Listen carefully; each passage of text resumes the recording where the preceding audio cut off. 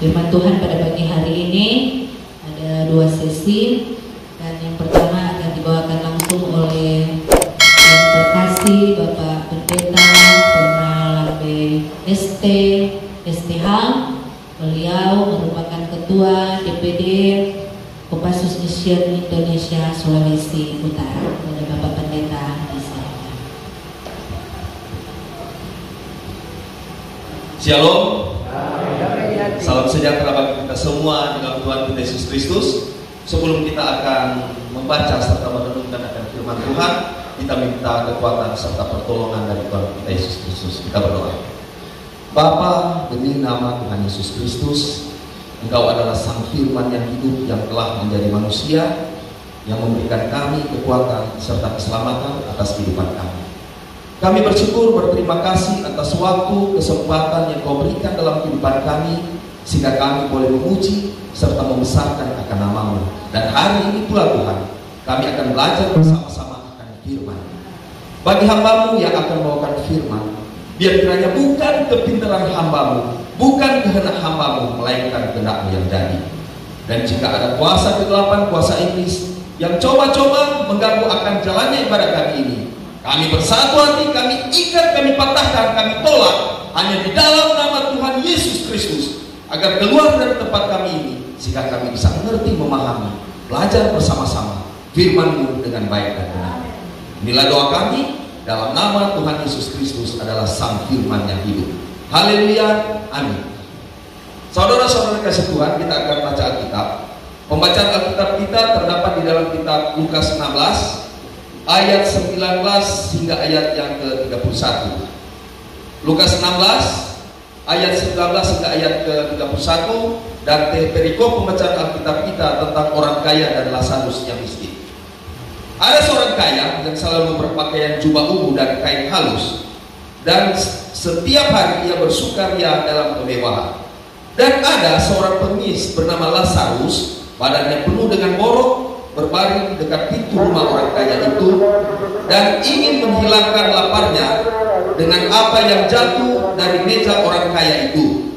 Malah anjing-anjing datang dan menjilat oroknya. Kemudian matilah orang miskin itu, lalu dibawa oleh malaikat-malaikat ke pangkuan Abraham. Orang kaya itu juga mati, lalu dikuburkan. Dan sementara ia menderita sengsara di alam maut, ia memandang ke atas, dan dari jauh dilihatnya Abraham dan Lazarus duduk di pangkuannya. Lalu ia berseru, katanya, "Bapak Abraham, kasihanilah aku. Suruhlah Lazarus supaya ia mencelupkan ujung jarinya ke dalam air dan menyejukkan lidahku, sebab aku sangat kesakitan dalam nyala api ini." Tetapi Abraham berkata, "Anak, ingatlah bahwa engkau telah menerima segala yang baik sewaktu hidupmu, sedangkan Lazarus segala yang buruk. Sekarang ia mendapat hiburan dan engkau sangat menderita. Selain daripada itu, di antara kami dan engkau terbentang jurang yang tak terseberangi, supaya mereka yang mau pergi dari sini kepadamu, ataupun mereka yang mau datang dari situ kepada kami, tidak dapat menyeberang." Kata roh itu, "Kalau demikian, aku minta kepadamu Bapa, supaya engkau menyuruh dia ke rumah ayahku, sebab masih ada 5 orang saudaraku, supaya ia memperingati mereka dengan sungguh-sungguh, agar mereka jangan masuk kelak ke dalam tempat penderitaan ini." Tetapi kata Abraham, "Ada pada mereka kesaksian Musa dan para nabi. Baiklah mereka mendengarkan kesaksian itu." Jawab orang itu, "Tidak, Bapak Abraham. Tetapi jika ada seorang yang datang dari antara orang mati kepada mereka, mereka akan bertobat." Kata Abraham kepadanya, "Jika mereka tidak mendengarkan kesaksian Musa dan para nabi, mereka tidak juga akan mau meyakinkan sekalipun oleh seorang yang bangkit dari antara orang mati." Bapak Ibu Saudara sekalian, jadi sebelum saya membawa firman, saya akan memperkenalkan. Nama saya Pendeta Ronald Lambe, dan memang minta maaf tadi kita mau ganti Marso, memang sudah ada waktu. Pendeta jam 9 ini, tetapi orang tak mau melihat DP seragam. Jangan pendeta sana pakai begini. Karena orang itu tidak melihat orang jati diri siapa orang ini. Kalau orang hidup di dalam Tuhan berarti dia dipimpin oleh Tuhan. Apapun yang menjadi masalah itu dia sudah tidak akan mau apa. Dia selalu siap sedia. Sekarang kita mau bilang haleluya, berkata dia puji Tuhan, haleluya, puji Tuhan. Nah itu orang Kristen. Jadi jangan orang pikir bahwa orang ini, orang ini siapa kan kita dari dulu bercita-cita mau siapa kita jadi nabi. Ya nggak masalah. Karena di sini orang akan dibina di sini agar supaya ketika orang terbentuk orang berkarakter, jadilah seorang Kristen yang memang betul-betul di dalam Tuhan. Siapa bilang orang hidup ini lurus? Ya bersyukur Pak Pendeta Ronald begini, tapi dulu kita pernah mengalami. Tetapi kalau kau hidup di dalam Tuhan, apapun yang menjadi masalah tidak jadi persoalan karena Yesus ada di dalam kehidupan kita. Sehingga orang bilang biar orang hari-hari baca firman, biar orang hari-hari di atas mimbar, karena Tuhan tidak melihat ada jago bicara di atas mimbar. Tuhan tidak melihat bahwa ini anak ini kok orang terlalu alimnya ada. Karena Tuhan melihat perbuatanmu, sehingga biar Anda baca-baca firman, ingat Roma 10 ayat 17, iman timbul dari pendengaran dan pendengaran akan firman Kristus. Bukan Anda jago bahas menyampaikan firman, tetapi bagaimana kau mendekatkan diri kepada Tuhan, merubah kehidupanmu, ortopraksia, cara hidupmu yang benar. Biar akan cuma dibilang kita mantan preman, daripada Anda mantan pendeta pun jadi preman. Lebih baik kita selesai begini, tetapi ketika kita mengaku Tuhan, kita mengaku segala dosa, sehingga saya ini berubah. Sekarang ini di dalam pembacaan Alkitab kita ini bercerita tentang seorang Lazarus dengan orang kaya. Ketika kehidupannya ini orang kaya ini dikatakan di sini diriwayatkan dia memakai baju ungu yang tipis. Kalau orang-orang di Yerusalem, orang-orang Yahudi, kalau pakai baju kaya. Maka siang ini Lazarus cuma duduk-duduk di pintu. Kalau dia ada penyakit borok, tidak ada belas kasihan selama kehidupan orang kaya ini. Yang tidak ada gerakan. Ketika Lazarus membutuhkan, dia lapar makan, cuma gara-gara itu nasi jatuh, yang ada dia justru berapa kok susah karena kasih cuma makanan, taruhlah cuma satu leper. Ini cuma itu nasi jatuh, dia cuma kasih dia, apa ini Lazarus ini?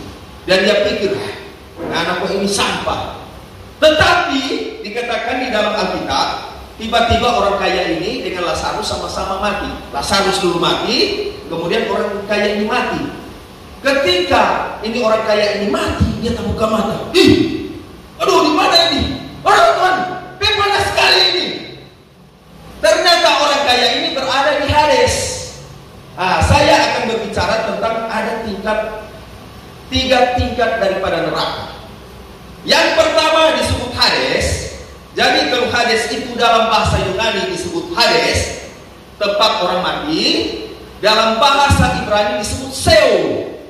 Kalau Sheol ini disebut juga bahasa tempat orang mati. Kalau orang-orang mati itu disimpan dalam bahasa Yunani disebut Tartarus.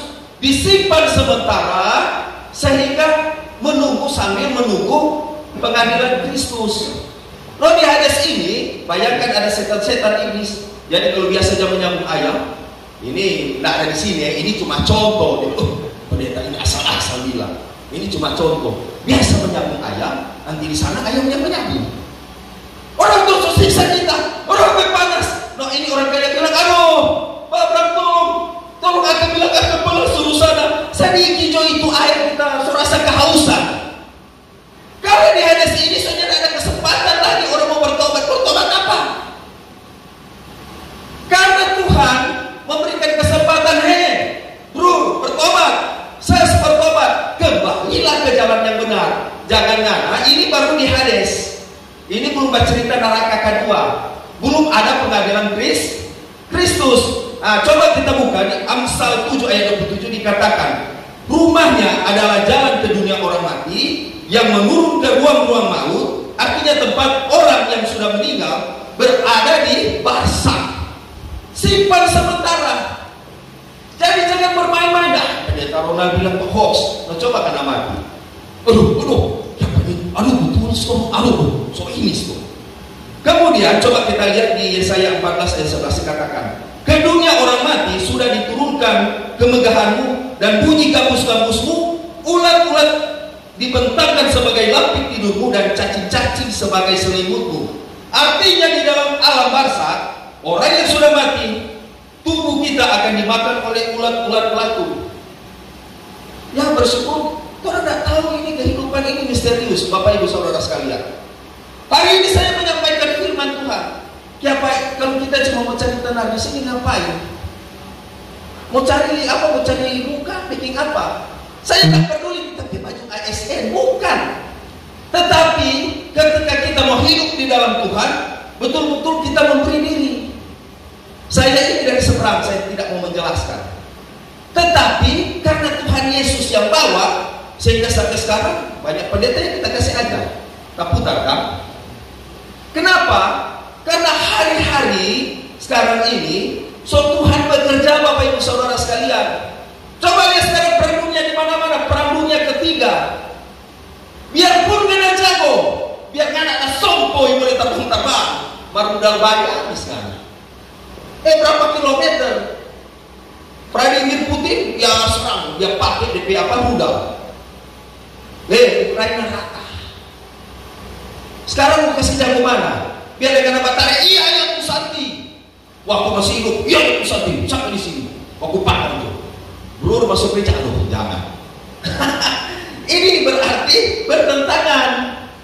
Hiduplah yang benar di mata Tuhan. Sekarang di Hades itu siang malam disiksa. Makanya orang kaya bilang, aduh semua itu siksa kita. Ada kita berteman bercerita. Dulu dia begini, Pendeta Ronald, tolong kasih kita. Ya Pak Bro, aduh, kenapa kita sudah rumah sakit? Aduh tapi nafas mulai sesak, semua mati pendeta. Tolong Pak kita pendeta. Datang kemarin minta waktu masih hidup. Shalom bro, boleh boleh mau doakan? Sudah tuh. Dia bilang pendeta main Tuhan. Sudah juga ibu Pak pendeta sana. Habis waktu. Paling nggak ada ibadah, nggak ada isi derma, cuma bikin habis doi. Ini tahu orang kaya. Dia tidak suka mau melibatkan diri di dalam hal-hal rohani, termasuk DP kebangunan rohani dalam dirinya.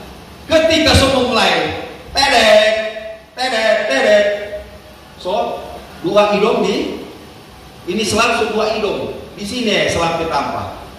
Kalau dia mulai sampai di sana, shalom nama Tuhan Bapak Tuhan. Di dalam nama Tuhan Yesus semoga kau sembuh, kesembuhannya cuma nak fokus. Aduh, semua mati kita. Aduh tolong Tuhan, kita sotobat. Datanglah Pak kita. Pas kita datang di situ, dia pegang tepi tangan. Pendeta tolong. Aduh, tolong aku sebentar, pendeta mau baik. Kita semua melayani dengan Pak Pendeta. Di mana pendeta tinggi kan? Tingginya. Soalnya nanti semua lain. Kenapa itu? Itu apa ini? TP pernafas. Ini apa? Makanya waktu kesempatan biar coba karena dia lapas ini. Mana orang mau pilih? Ada lapas di sini, mana orang kembali ke jalan Tuhan daripada soalnya tidak ada waktu masuk dua selang di hidung. Paling dalam hati, aduh Tuhan, aduh selamatkan Tuhan. Masuk mulai satu-satu. Ini yang terjadi teman-teman. Kalau dia berteriak pendeta, tolong dapat dari pintu sana. Rupa ada malaikat mau ada pegang ini sabit panjang. Kok ini tak tutup? Aduh Tuhan. Itu di kitab Wahyu itu DP nama malaikat maut namanya Abaddon, penguasa alam maut. Ketakutan dan ketemuan di mana? Datang DP istri, ma pegang DP istri petangan, ma. Tolong ma. Kalau kita jadi apa-apa jangan kawin ya. Kalau DP istri bilang, "Nana, waktu Nana masih sehat kuat, kita setia pangana. Nana pergi di 02, kok tak kamar 03, kok sama kosong, makanya doi." No sekarang mau ngerasa kalau Nana mati, Nana PHP jatuh Pak kita. Hidup ini Bapak Ibu Saudara sekalian singkat. Orang mau megahkan apa? Karena mau sombong nih di baju ini. Karena petampan 2 kali 1. Apa orang mau banggakan orang hidup? Terserah hari ini orang ada di lapas, tuh mimpi. Toh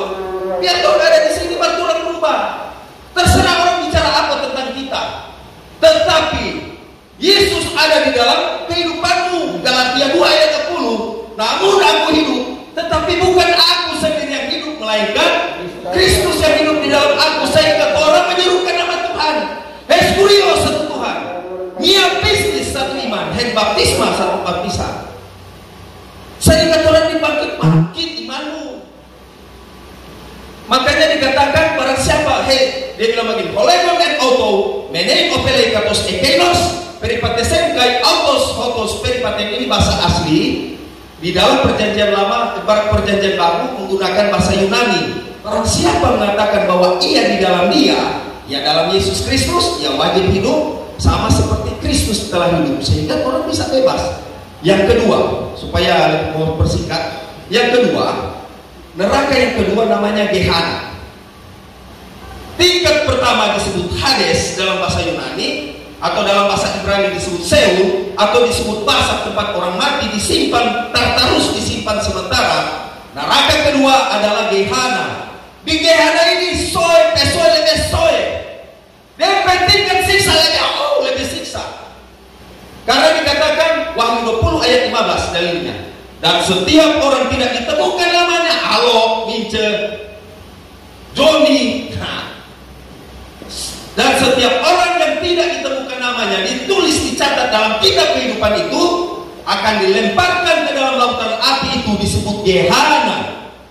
Gehenna ini disebut jahanam. Siang malam siksa, panas. So pernah apa ini? So pernah menyelam di laut? No, sedangkan orang menyelam, kalau so menyelam terus, lama-lama tikus-tikus. Sedangkan dia tenggelam, ada semua mati. Kok di Gehenna ini ada ulat belatung. Coba lihat.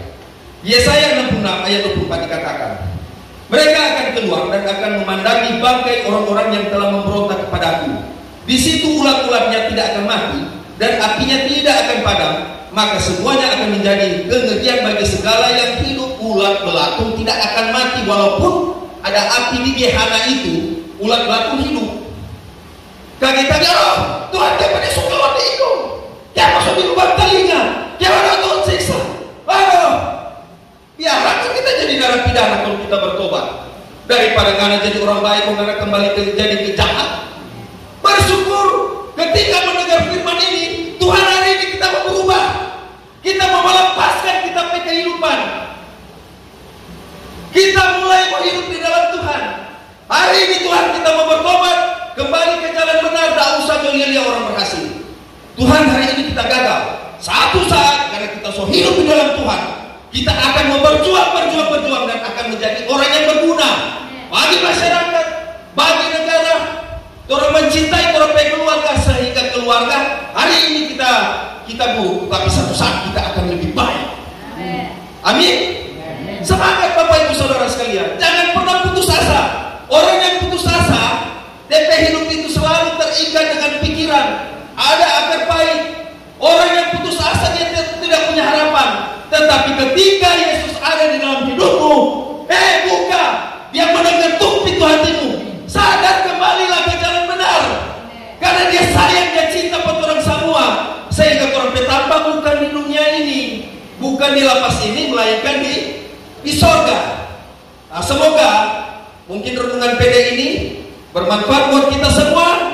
Saya tutup di Yohanes 3 ayat 30. Biarlah dia semakin besar, kita semakin kecil. Biarlah Tuhan Yesus semakin bertambah-tambah, kita semakin berkurang-kurang. Nama Yesus dipuji, dimuliakan, disembah. Shalom alaikum, Kristos anesti, alitos anesti. Amin.